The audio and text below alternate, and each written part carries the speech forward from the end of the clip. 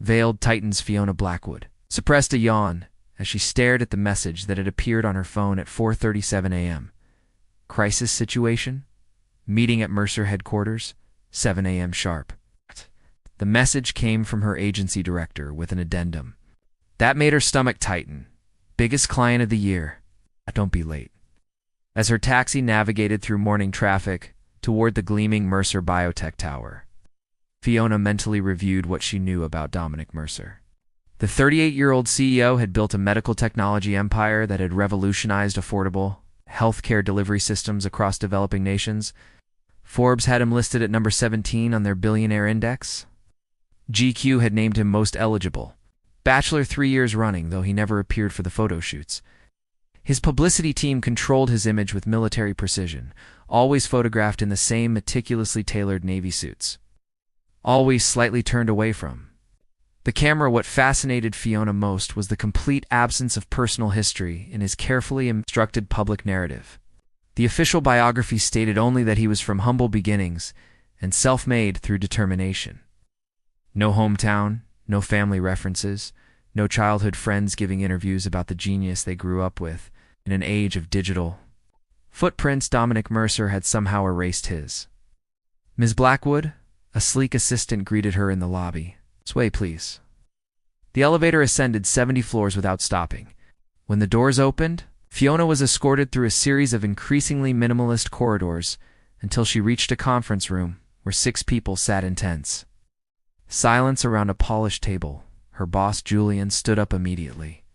Fiona, thank you for coming on such short notice. Everyone, this is Fiona Blackwood, our strategic communications specialist. She nodded professionally, setting down her bag and taking in the room. 5 executives in varying states of panic and at the head of the table. A man who didn't match their energy at all.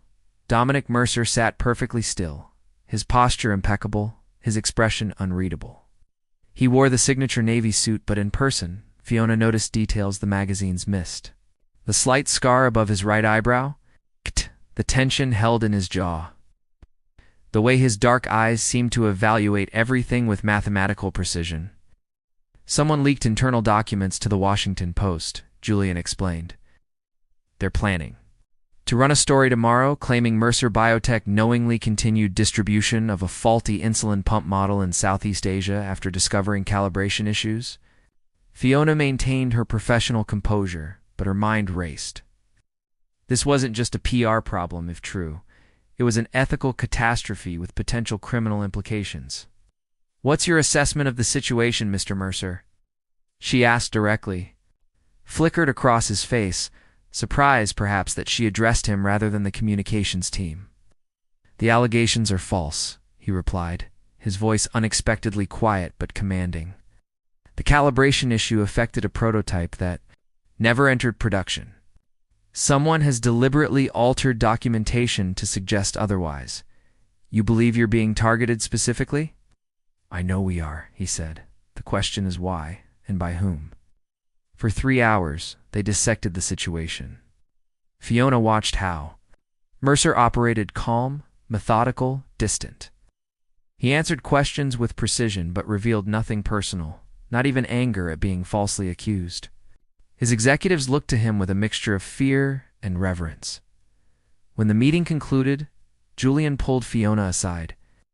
Dominic requested you personally lead this. You'll work directly with him until this is resolved. Why me? She asked. My specialty is strategic narrative rebuilding, not crisis management. Julian lowered his voice. He researched all our team members, said he wanted someone with investigative experience. Your background in journalism apparently impressed him. The room emptied. Dominic approached. Up close, she noticed the faint shadows beneath his eyes, the only indication he was affected by the situation. Ms. Blackwood, I've arranged an office for you here. Expect complete discretion and honesty. Can I count on both? You'll get honesty, she replied, meeting his gaze directly. Whether you'll appreciate it remains to be seen. For the briefest moment, something genuine crossed his face. A hint of respect, perhaps. Then we understand each other. We begin tomorrow at 6. As he walked away, Fiona couldn't shake the feeling that beneath his perfectly constructed exterior lay something far more complex than a typical corporate titan, for reasons she couldn't yet articulate. She was certain that understanding the man would be key to resolving this crisis. Paper trails. Fiona's temporary office at Mercer Biotech was spacious, but sterile glass, chrome, and white surfaces, without a single personal touch. She'd been there for 3 days, working relentlessly to counter the fabricated insulin pump. Story. The Washington Post had agreed to delay publication pending further investigation, but Fiona knew it was only a temporary reprieve. "We need to get ahead of this," she told Dominic during their morning briefing. "Someone went to considerable trouble to create these forgeries. This isn't random, it's targeted." Dominic nodded, his expression giving away nothing. "I've made enemies. It's inevitable in this industry." "This feels personal," Fiona countered. "Corporate rivals usually attack the company, not the CEO specifically. These documents were designed to implicate you directly in the decision-making." For a moment, Dominic's perfect composure wavered. "What are you suggesting?" "That I need to understand who might have a vendetta against you personally, not Mercer Biotech you." "That's irrelevant to our current strategy," he dismissed. Fiona leaned forward. "With respect, Mr. Mercer, it's entirely relevant. I can't fight an enemy I can't see, and I can't predict their next move if I don't understand their motivation." Their eyes locked in silent confrontation until his assistant, Patricia, interrupted with lunch delivery. After she left, Dominic spoke with measured control. "Focus on the facts of the case. My personal history isn't part of this narrative." But Fiona had been a journalist long enough to recognize when someone was hiding something significant. After their meeting, she returned to her office and began a deeper investigation into Dominic Mercer himself. The official biography was a masterclass in revealing nothing while appearing comprehensive. Mercer Biotech had been founded 12 years ago, quickly expanding from a small research firm into a global healthcare technology leader. Before that, Dominic had worked briefly at a pharmaceutical company after graduating with honors from Princeton. For Princeton-nothing. Fiona cross-referenced alumni records, finding minimal information. His undergraduate thesis on medical delivery systems in rural communities had won an award but was now restricted access. Strange for a non-military, non-classified project. That evening, she accessed the company's secure database using the credentials she'd been provided. She wasn't looking for anything specific, just following her investigative instincts. Among thousands of financial records, she found something curious: a monthly payment to a law firm specializing in record sealing and identity protection. The next morning, she arrived early and was surprised to find Dominic already in his office, looking as though he hadn't slept. When she entered, he was staring at a physical document unusual in their nearly paperless environment. "Something new about the case?" she asked. He quickly slipped the paper into a folder. "No, updates on other projects." They worked side by side that day, reviewing media statements and preparing counter-arguments. Fiona noticed that despite his cool exterior, Dominic's knowledge of healthcare accessibility in impoverished regions wasn't theoretical. He spoke with the insight of someone who had witnessed medical deprivation firsthand. Late that evening, after most employees had departed, Fiona was cross-checking information when she discovered a discrepancy in the company's founding documents. The original incorporation papers referenced a Daniel Montgomery as co-founder, but his name disappeared from all subsequent records. Her journalistic instincts sparked. She ran a search for this name alongside medical technology and found nothing recent. But a broader search uncovered a 20-year-old newspaper. It was an article from a small town in Idaho. It described a local science fair where a 16-year-old Daniel Montgomery had won first prize for a primitive medical monitoring device designed to help his grandmother track her heart condition. The grainy accompanying photo showed a teenage Jewish boy with serious eyes that Fiona immediately recognized. Despite the decades between then and now, she was so absorbed in her discovery that she didn't hear the office door open. When she looked up, Dominic stood there, his expression shifting from surprise to something darker as he saw what was on her screen.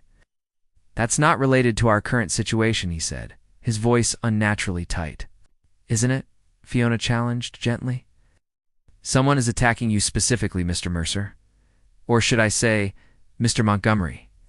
His face paled slightly. Where did you find that? The question is, why'd you bury it? Most CEOs would capitalize on.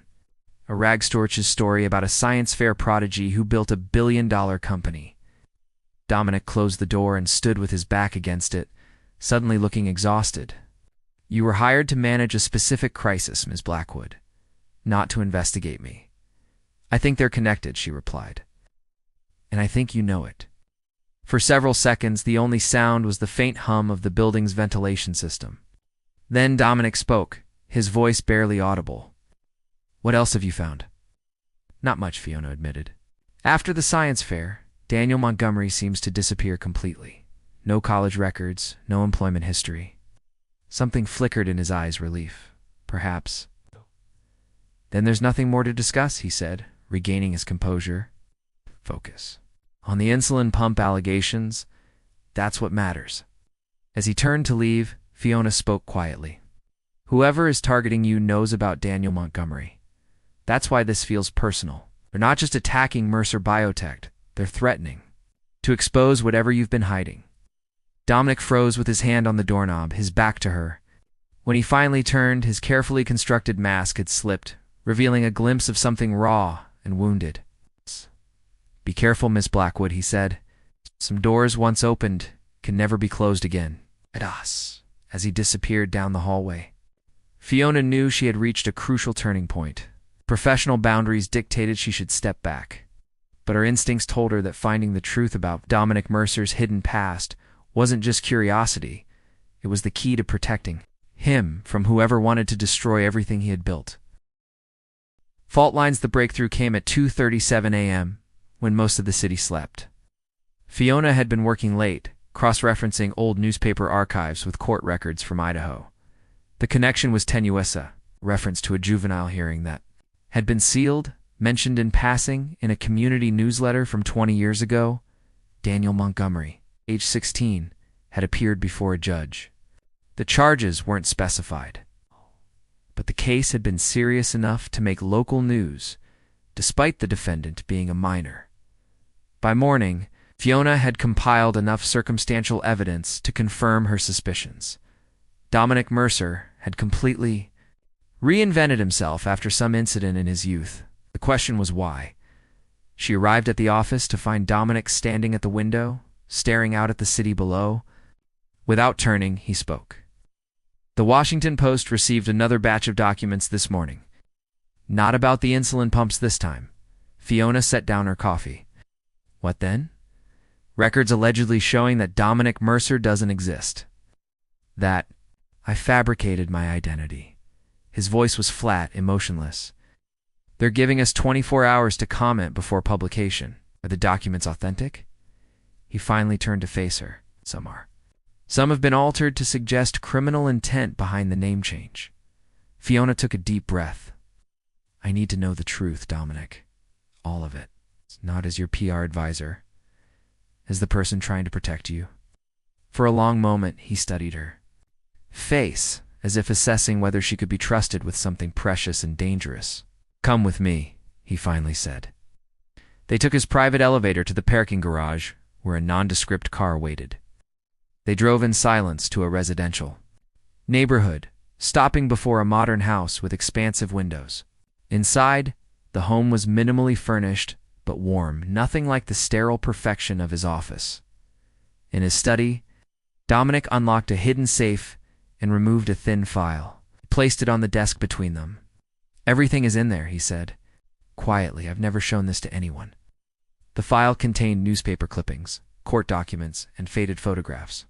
As Fiona carefully examined each item, the story emerged with heartbreaking clarity.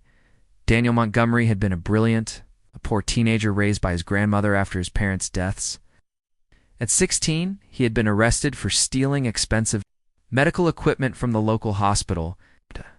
But the truth, revealed in sealed testimony, was that he had taken a defibrillator part to repair his grandmother's faulty heart monitor when her insurance denied coverage for a replacement. The judge had been sympathetic, sentencing him to community service rather than juvenile detention. But the incident had followed him, destroying his scholarship opportunities. His grandmother died 3 months later. After that, I had nothing left in that town, Dominic said, breaking the long silence. I worked odd jobs, saved every penny, and eventually reinvented myself. Not to escape punishment, but to escape the limitations that one mistake had placed on my future. Fiona looked up from the documents. This is why you built a company focused on affordable medical technology. Shadow of pain crossed his face. My grandmother died because she couldn't afford proper care. I promised myself no one else would suffer the same fate if I could prevent it. Why keep this hidden? This story would make people admire you more, not less. Dominic's laugh was hollow. Would investors trust billions to a CEO who began as a teenage thief? Would regulatory agencies treat Mercer Biotech fairly if they knew its founder had a criminal record, sealed or not? I built this company to help people, Fiona. I couldn't risk losing that purpose because of my past. Now someone knows, she said gently, and they're using it against you. He nodded, suddenly looking exhausted. Only 3 people knew about Daniel Montgomery. My grandmother, who died. The judge who retired to Arizona years ago, Vernon Harlow, my roommate. During my first year working in pharmaceuticals? Vernon Harlow, Fiona repeated. What happened to him? Dominic's expression darkened. I helped him through a rough patch financially. Later, when Mercer Biotech began to succeed, he approached me wanting a position he wasn't qualified for. When I refused, he threatened to expose my past. So I paid him to sign a non-disclosure agreement and thought that was the end of it. Until now, Fiona concluded. The NDA expires next month, Dominic confirmed. I never thought he'd go this far fabricating evidence about the insulin pumps, sending my private history to journalists. They sat in silence as the magnitude of the situation settled between them. The carefully constructed walls around Dominic Mercer had crumbled, revealing not the cold, calculating businessman the world assumed him to be, but a man whose life's work had grown from personal tragedy and a profound sense of injustice. Fiona reached across the desk and, in a gesture that surprised them both, placed her hand over his. Thank you for trusting me with this, she said simply. Something shifted in his eyes, vulnerability giving way to a tentative connection. For the first time since they'd met, Dominic Mercer looked at her not as an employee or a necessary tool in crisis management, but as a human being who had seen his truth and hadn't turned away. What happens now? He asked. Fiona straightened, her mind already forming a strategy. Now we fight back. Yet, not by hiding the truth, but by controlling how. It's revealed.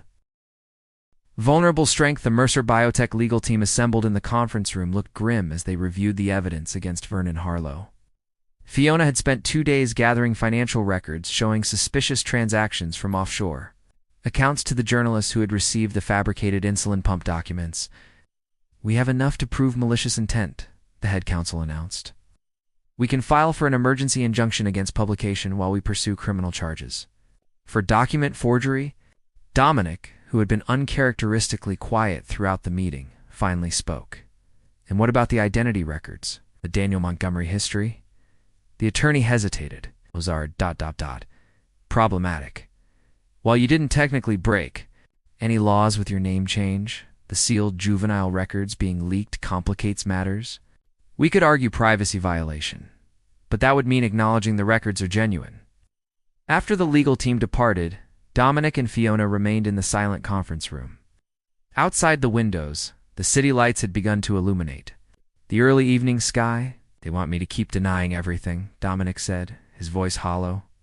To claim all the documents are forgeries, including my own past. Fiona considered her words carefully. Over the past week, she had seen beneath the perfect exterior of Dominic Mercer to the complex, wounded person underneath.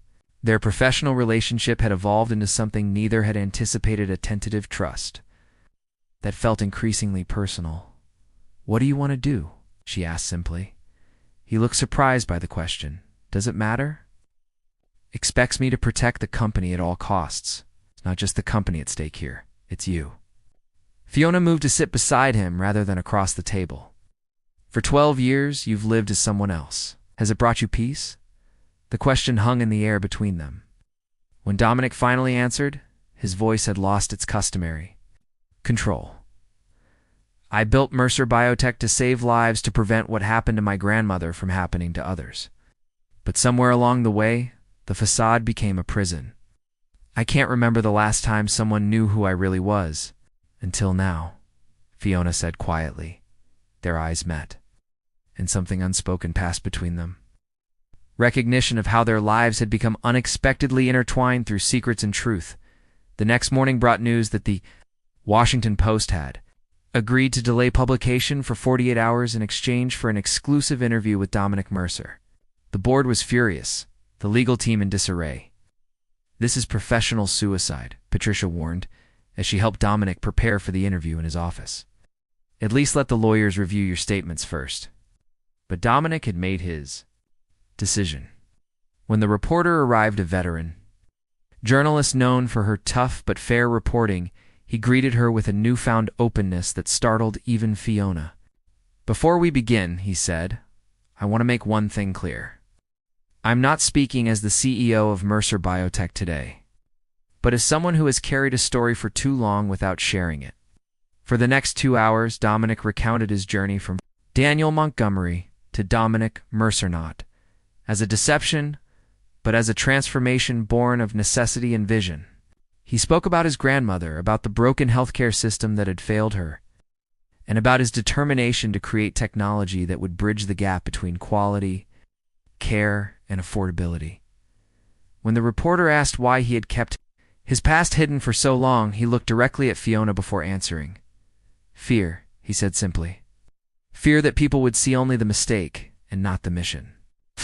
But I've recently been reminded that authenticity has its own power. Reporter left. Dominic and Fiona walked through the quiet building to the rooftop gardener space few employees knew existed. Under the open sky, surrounded by carefully tended plants, he seemed lighter somehow. The board will likely ask for my resignation once the article publishes, he said, but without the dread she had expected. They might surprise you, Fiona replied. People respond to honesty more than perfection. Dominic turned to her, studying her face with new intensity. Why did you push me toward the truth when everyone else advised concealment? It would have been the safer strategy professionally. Fiona considered the question. Because I recognize something in you that I understand too well. The exhaustion that comes from maintaining a perfect image. The loneliness of being known. For what you do rather than who you are? And who am I? He asked softly. Now that Daniel Montgomery and Dominic Mercer have collided, she smiled. That's something you get to discover now, without hiding. As sunset painted the sky in vibrant colors, they stood side by side. No longer employer and employee, but two people facing an uncertain future together. The walls that had separated them, professional boundaries, secrets, fear had crumbled, revealing the possibility of connection neither had anticipated. Whatever happens tomorrow, Dominic said, I'm grateful you were the one who found my truth. Fiona's hand found their fingers interlacing naturally. Sometimes being found is the beginning of being free. Authentic power. The Washington Post article landed like a controlled explosion. The real Dominic Mercer. How teenage tragedy birthed a healthcare revolution dominated the front page digital edition, accompanied by a photograph of Dominic looking directly into the camera, the first time he had ever done so for a published image. The Mercer Biotech offices buzzed with barely contained chaos. The board of directors convened an emergency meeting while the company's stock fluctuated wildly throughout the morning. Dominic, however, remained strangely calm as he sat in his office reviewing messages flooding his inbox. The medical associations are issuing statements of support, Fiona reported, scrolling through her tablet. 3 major healthcare advocacy groups have requested partnerships. And social media is overwhelmingly positive. Your story is resonating, especially with people who've experienced insurance denials. Dominic looked up, his expression reflecting disbelief. And Vernon Harlow? Facing multiple felony charges? For document forgery and corporate espionage. His attempt to frame you for the insulin pump scandal backfired completely now that people know your actual motivation for founding the company. A soft knock interrupted them as Patricia entered. Her usual composure slightly rattled. The board has reached a decision. They're requesting your presence immediately. Dominic stood, straightening his jacket, the same navy suit he had worn for years as armor. Today, it felt different. He glanced at Fiona. "Whatever happens, I want you there."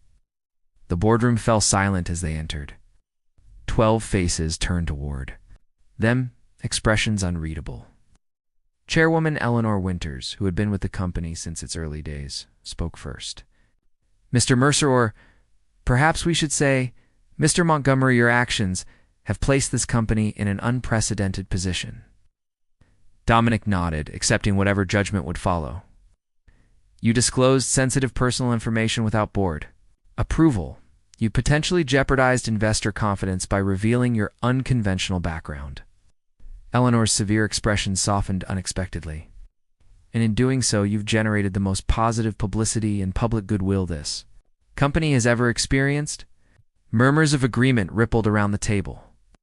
One board member slid a tablet forward, displaying real-time analytics of public response. "Your story has humanized not just you, but Mercer Biotech itself," Eleanor continued. "The mission you founded this company upon affordable healthcare technology for underserved communities resonates even more powerfully now that people understand your personal connection to it." Dominic exchanged a surprised glance with Fiona. "Not accepting your resignation, which I assume you came prepared to offer," Eleanor stated firmly. "Instead, we're proposing a new direction for the company's public identity, one that embraces both Dominic Mercer and Daniel Montgomery as integral parts of our foundation story." The transformation over the following months was remarkable. Mercer Biotech launched a foundation named after Dominic's grandmother, dedicated to providing medical technology to communities without adequate healthcare access. The company's strict corporate image evolved into something more authentic, with Dominic himself becoming the face of their mission rather than hiding behind carefully staged photographs. Most significant was the change in Dominic himself. The weight of secrecy lifted. He emerged as a more accessible leader, still brilliant and driven, but no longer isolated by his own barriers. 6 months after the Washington Post article, Fiona stood in the reception area of Mercer Biotech's headquarters, preparing to depart. Her crisis management contract had ended weeks ago, but she had stayed to help establish the new communications department. It was time for her next challenge. "Your car's waiting," Patricia informed her with a rare smile. "Though I'm still not convinced we can function without you." "We'll manage beautifully," Fiona assured her, gathering the last of her belongings. As she turned to leave, Dominic appeared from the elevator. He looked different now, still impeccably dressed, but with subtle changes. The navy suits had given way to a broader palette. The rigid posture had relaxed. Most noticeably, his eyes had lost their guarded expression. "Leaving without saying goodbye?" he asked, approaching her. "I left a very detailed email," she replied with a smile. "Seemed appropriate, given how we started, and how we're ending." Fiona shook her head. "I don't think we are ending, Dominic. Just changing." Around them, employees moved through the lobby, many nodding respectfully at their CEO, not with the fear-tinged reverence of before, but with genuine appreciation. The company culture had shifted with its leader. "I have something for you," Dominic said, presenting her with a small box. Inside lay a vintage compass, beautifully restored. "It was my grandmother's," he explained. "She always said that no matter how lost you feel, there's always a way to find true north again." Fiona touched the compass gently, understanding the significance of this gift, a piece of Daniel Montgomery's past, freely shared. "I've been offered a position heading communications for a global health initiative," she told him. "They're doing remarkable work coordinating medical resources in underserved regions." "I know," Dominic replied with a hint of mischief. "They'll be working closely with the Montgomery Foundation. We're funding their next 3 projects." Fiona laughed. "You engineered this?" "I merely suggested your name when they mentioned needing someone exceptional." His expression grew serious. "You changed everything, Fiona. Not just for Mercer Biotech or for me personally. You showed me that authenticity isn't a liability, the most powerful asset we have." Outside, the afternoon sun cast long shadows across the plaza. Dominic walked her to the waiting car. Their professional relationship now evolved into something neither had anticipated when they first met, a partnership based on mutual respect and shared purpose, with the promise of something deeper. Board wants to expand our affordable insulin program into 30 new countries, he said as they paused by the car door.